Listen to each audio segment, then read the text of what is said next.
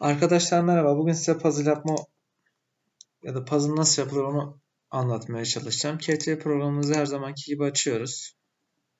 Şu anda programın açılmasını bekliyoruz.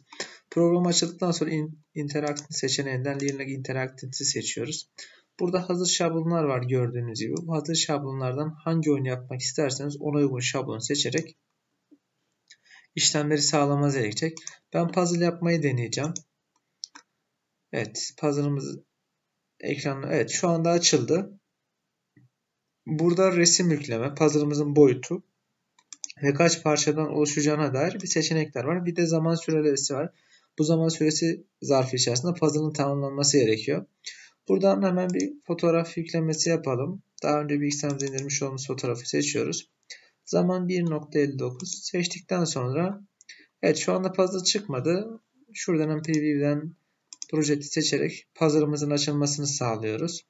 Açıldıktan sonra şu anda süre sınırlaması yok. Hani bu aynı bir satranç oyundaki gibi puzzle'daki herhangi bir şekli tıkladığımız anda başlayacak. Evet, ben şu anda tıkladım ve süre başladı. Evet, bu şekilde puzzle'ı tamamlamamız gerekiyor. Tamamladıktan sonra zaten şimdi doğru parçalar olduğu zaman zaten iş içe hemen geçiyor. Hemen tamamlayalım puzzle'ımızı.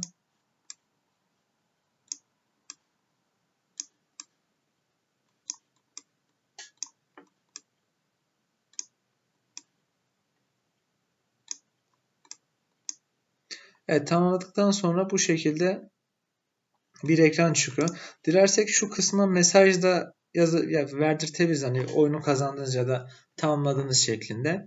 Bu en basitten bir oyun yapma. Hani bu oyunları çeşitlendirebilirsiniz. Bu videoda aktaracaklarım bu kadar. Dinlediğiniz için teşekkür ederim.